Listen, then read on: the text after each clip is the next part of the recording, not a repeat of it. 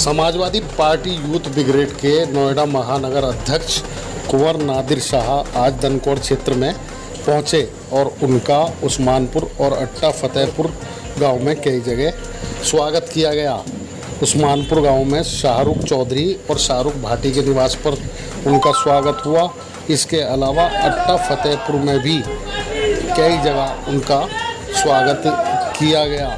इस मौके पर समाजवादी पार्टी यूथ ब्रिगेड के कई पदाधिकारी और भी मौजूद थे। इसके अलावा सूरजपुर के नगर अध्यक्ष अब्दुल हमीद भी मौजूद थे। इस मौके पर उनके साथ आए सभी पदाधिकारियों का ग्रामीणों और कार्यकर्ताओं ने स्वागत किया। दनकौर क्षेत्र के ही समाजवादी पार्टी कार्यकर्ता अकरम चौधरी और शाहरुख चौधरी भी इन कार्यक्रमों में शामिल हुए। उनका भी इस मौके पर स्वागत किया गया।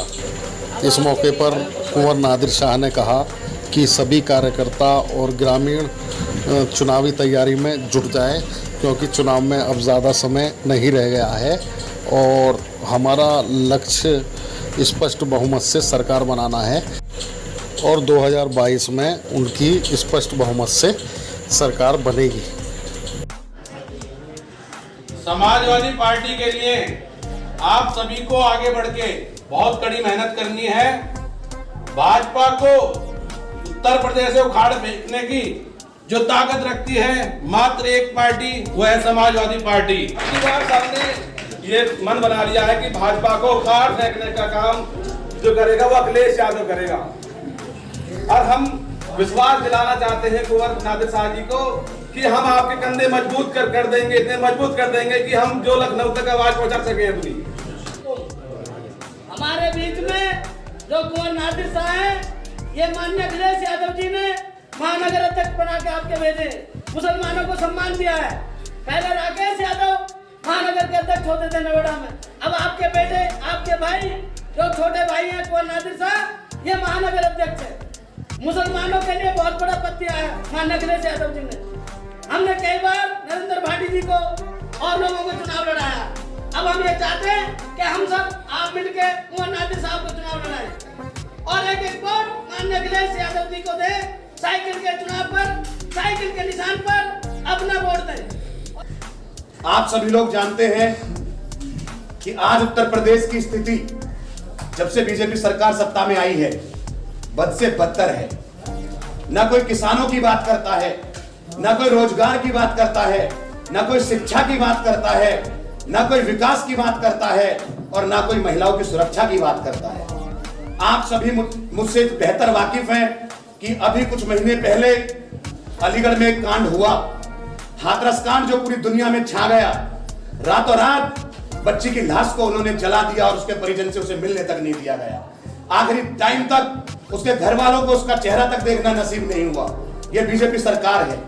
साथियों, इस सरकार में हमेशा महिलाओं का उत्पादन हुआ। महिलाओं का उत्पीड़न इतने इस सरकार में होता आ रहा है। आए दिन कहीं ना कहीं महिलाएं रेप की शिकार हो रही हैं, कहीं हत्याओं की शिकार हो रही हैं और इस सरकार में हमेशा किसानों का अत्याचार किया, किसानों पर इन्होंने जुल्म ढाए। और आज आप सब देख रहे हैं 9-10 महीने से किसान बैठा हुआ है। कोई उनकी बात सुनने की तो बहुत बड़ी बात है, उनकी मांगों को सुनना बहुत बड़ी बात है, उनसे मिलना तक कोई पसंद नहीं कर रहा है।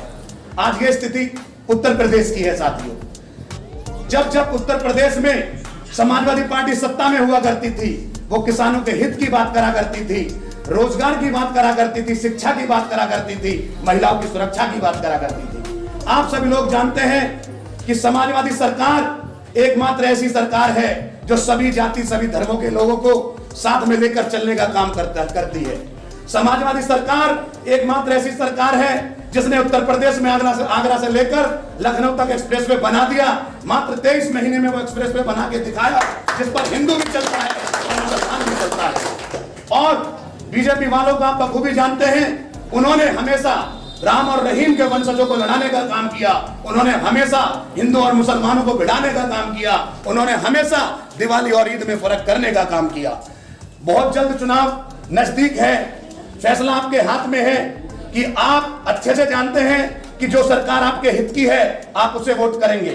मैं समझता हूं कि जब जब सरकार उत्तर प्रदेश में चाहे मायावती की रही, बीजेपी की रही, चाहे कांग्रेस की रही, हमेशा किसी ना किसी तरीके से हमारी आवाज को दबाया गया। और जब जब सरकार उत्तर प्रदेश में आदरणीय राष्ट्रीय अध्यक्ष अखिलेश यादव की रही, मुलायम सिंह यादव की रही, हमारी आवाजों को बुलंद किया गया, चाहे रोजगार की हो, चाहे नौजवानों की हो, चाहे शिक्षा की बात हो, चाहे विकास की बात हो।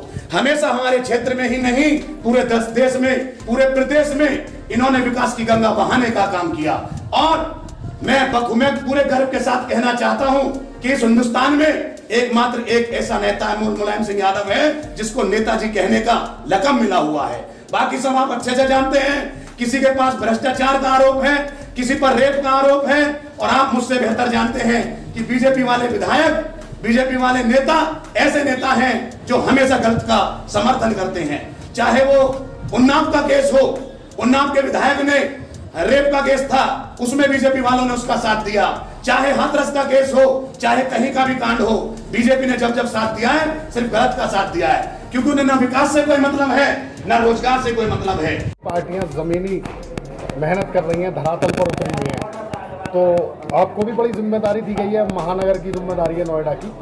तो आप 2022 के चुनावों के बारे में क्या कहेंगे, क्या योजना है? देखिए, योजना हमारी हमेशा से, समाजवादी पार्टी की योजना सिर्फ और सिर्फ विकास के नाम पर हमने हमेशा पब्लिक के बीच में जाकर जो किया है वो बोला है, और जो वादे किए हैं वो धरातल पर हमने पूरा करके दिखाया है।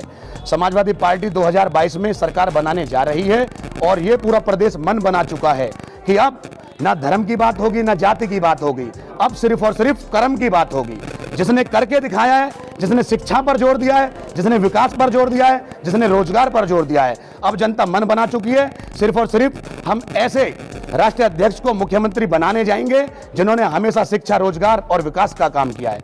और मैं समझता हूं 2022 में जो आने वाला समय है, चुनाव बहुत नज़दीक है, चाहे जो भी आ जाए, चाहे ओवैसी आ जाए, चाहे केजरीवाल आ जाए, 2022 में जनता ने पूर्ण रूप से मन बना लिया है कि उत्तर प्रदेश में अगर विकास के मामले में और शिक्षा के मामले में चार चांद लगाने वाला कोई मुख्यमंत्री है तो वो आदरणीय श्री अखिलेश यादव जी हैं। और अखिलेश यादव जी 2022 में मुख्यमंत्री बनने तय हैं, और जब अखिलेश यादव जी उत्तर प्रदेश के मुख्यमंत्री बनेंगे तो मैं समझता हूं इस प्रदेश में विकास की गंगा बहेगी, इस प्रदेश में शिक्षा की बात होगी, प्रदेश में विकास की बात होगी, रोजगार की बात होगी। और अखिलेश यादव जी अपने घोषणा पत्र में कह चुके हैं कि जब हमारी सरकार 22 में बनेगी तो 300 यूनिट बिजली फ्री हर किसी घर के लिए दी जाएगी, और 15 लाख रोजगार सरकार बनते ही जनता को दिए जाएंगे।